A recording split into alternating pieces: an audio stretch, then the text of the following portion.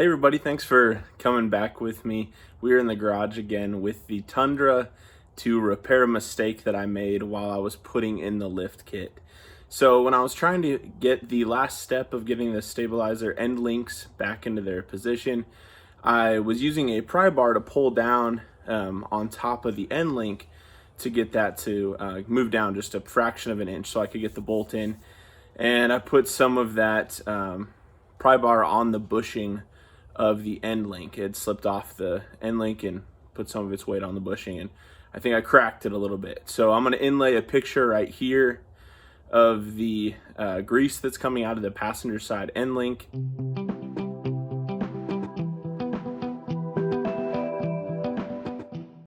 And I don't want that to fail, so I went ahead and ordered a couple new end links off of Rock Auto.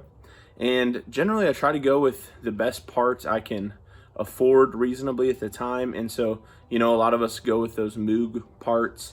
And there was actually one on Rock Auto's site that claimed to be better than Moog. It is more of a robust end link, so it was the same price. It was like $31 for each end link. So I was excited to get that, and they come in today, so I'll show you guys what those look like, and it should be a pretty quick install, I hope.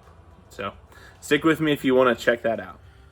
All right, so here's the piece that we ordered. This is the end link for the Tundra. Let me go ahead and pull this out.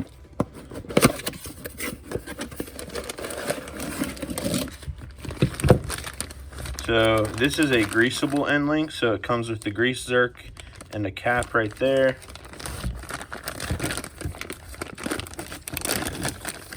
And then the end link with the threads protected for shipping and a little cap. So it is not pre-greased.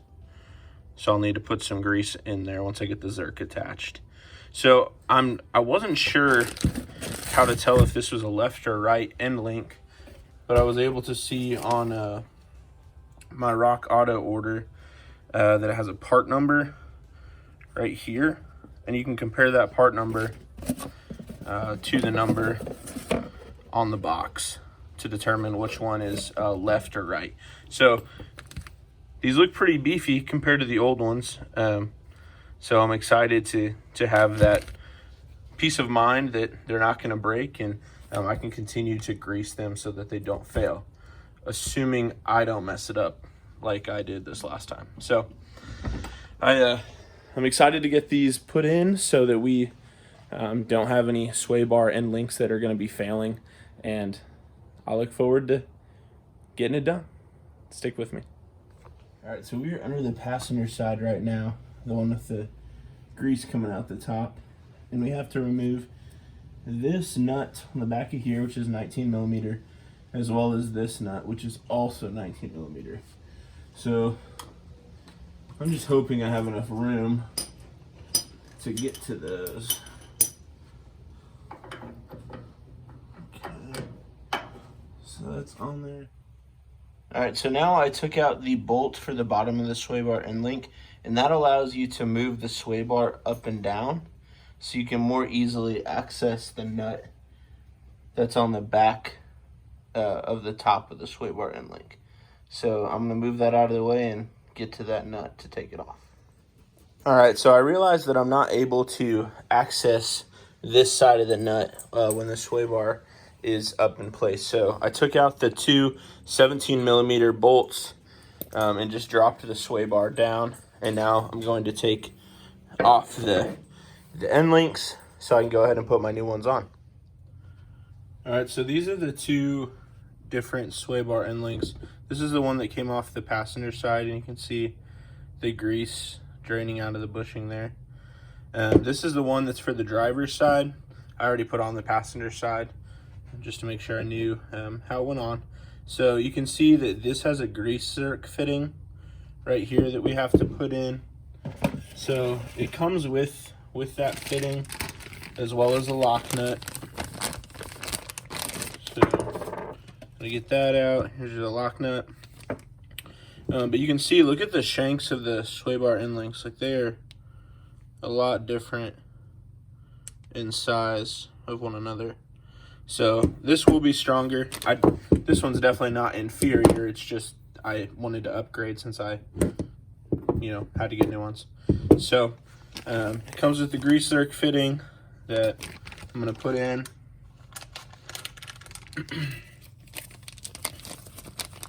So you just thread it in real carefully to make sure you don't strip it out.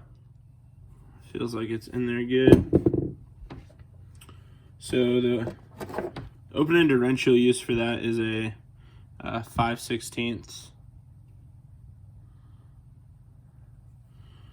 open-ended wrench. I think that's in right. It's kind of nerve-wracking because you don't want to strip it and then grease come out.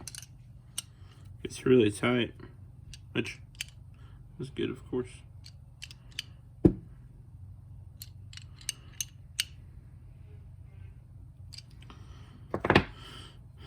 So then it has a little escape valve right here for the extra grease to come out.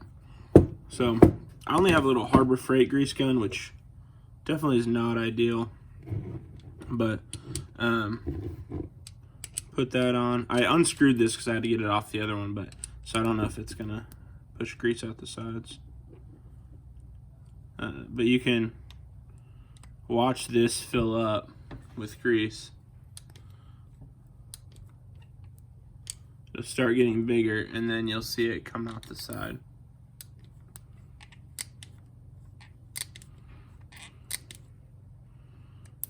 See how it's starting to come out right there? So that's when you know that it's full. I'm just gonna add a little bit more just for good measure. And then unscrew this to get it off. It's kind of the suckiest grease gun ever, but the only one I have. So that is off. There'll be a little bit of grease that'll continue to come out, but you can just wipe it off. Put your little cap back on because you're going to want to keep that grease fitting clean so you can add grease every so often.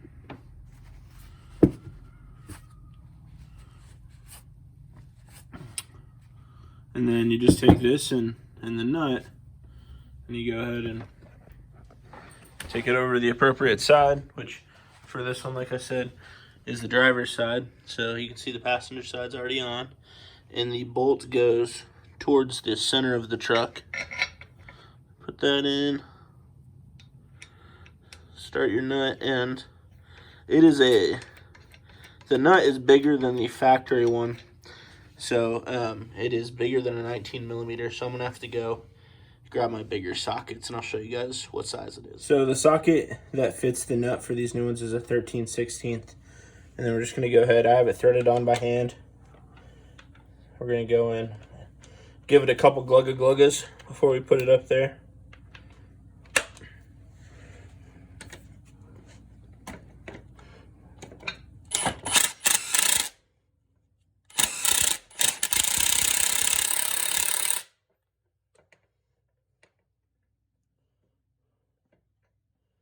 Threading them hard.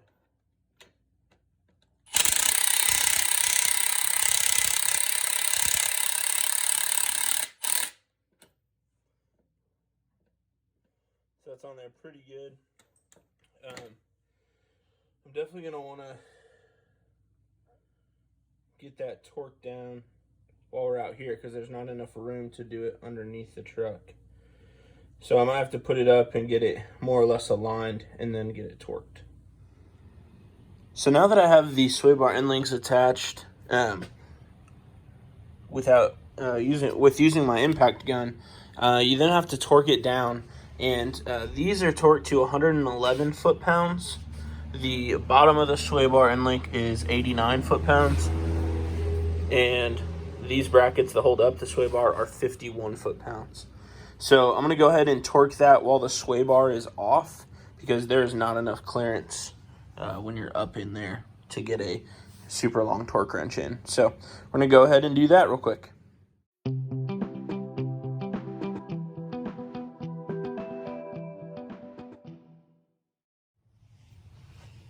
Alright, so I'm going to get on my torque wrench and set it to 111 foot-pounds.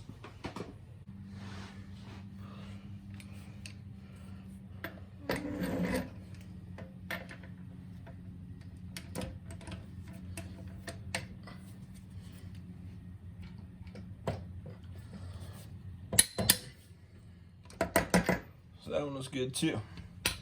So now we'll go ahead and put the sway bar end links in first, and then we'll put these in first, and then we'll put these in. So I'm gonna go ahead and put in the upper the sway bar mounts. Just put them in lightly so I don't drop this big piece of metal on my head.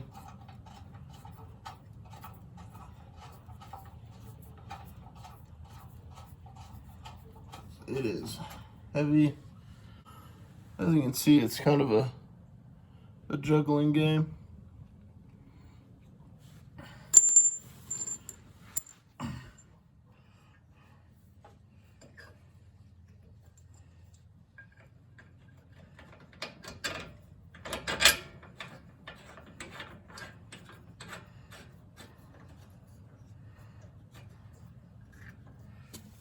That went in pretty easy. I'm gonna snug it up just a hair. Okay. And then you can see that I've gotten these mounts put on right here. And then I'm gonna be working on getting the other side put in. All right, so we just wanna make sure this is all tight.